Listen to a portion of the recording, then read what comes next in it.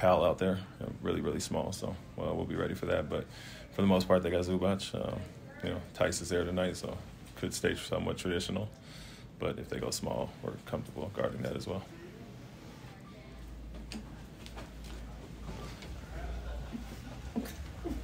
And Coach, last game when you guys played Denver, Jalen went 1 for 13, but you guys still found a way to get the W. What does it say about the balance on your team as far as scoring?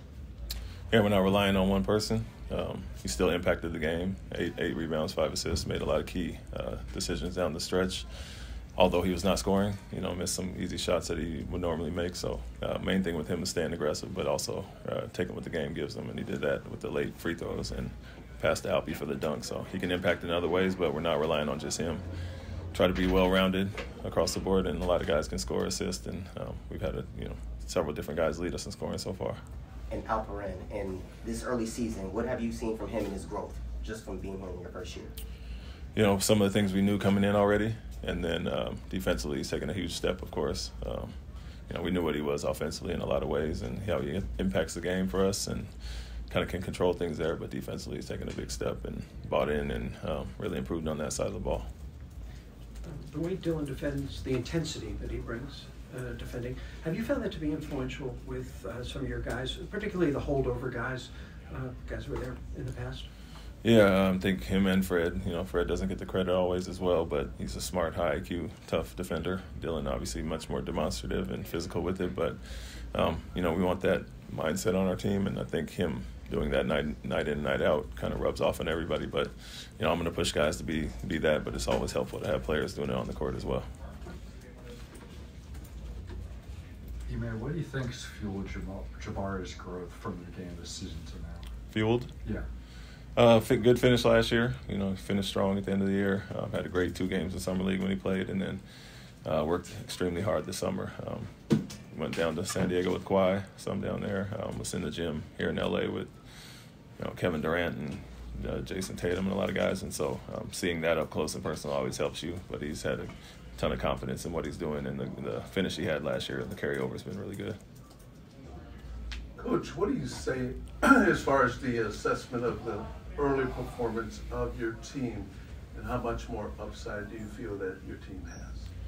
It's been good. I said it even after the early losses that we were showing growth and taking steps from preseason to those first few games, and then obviously to get the wins and see it be rewarded. It's beneficial for our guys to kind of buy in and push it even further. But it's only 9 games in, and we understand we can get a lot better. So we'll learn them better. They'll learn what we're asking, which they have, and they bought in. And so you can't ask for more than that. But we obviously got a ways to go, and I think we can improve all across the board. Hey, Ime, looking at that team that you was with as an assistant, that team got games mid-season just like this team did. What was it like to have to work with him, integrate him into what that team was able to do, and like where do you see this team needing to kind of do the same? I think it was pretty seamless there. It put Kyrie off the ball, KD. They're all a little bit different, and he was slotted right into the point guard slot, and he elevated the team immediately with his IQ and his smarts and kind of getting everybody involved. But a little bit different circumstance here because a lot of guys are ball dominant here, so it's a little bit different than KD off the ball or getting guys their shots. And he was really good there, and like I said, he took that team to another level immediately. A little bit different here with the handlers they have, and Kawhi, PG, they're a lot of isolation on ball scorers, and so it's a little bit different as far as that. But when you have that much talent, it's just sometimes it takes some time, and they're going to hit the ground and hit their stride eventually. And it's our job to push it back another game or so. Hey, Ime, how are you? Good, how are you? Good. Specifically with Dillon, he's obviously a really gritty player coming off a 26-point performance. What has he brought your team that you really appreciate? Toughness, that edge that I talked about, obviously, on the defensive side, but I think he's underrated offensively as well. Had a really good summer with Canada and has had carryover to us, very efficient. We're asking him to do a little bit more than he's done with Memphis, and so he's embracing that.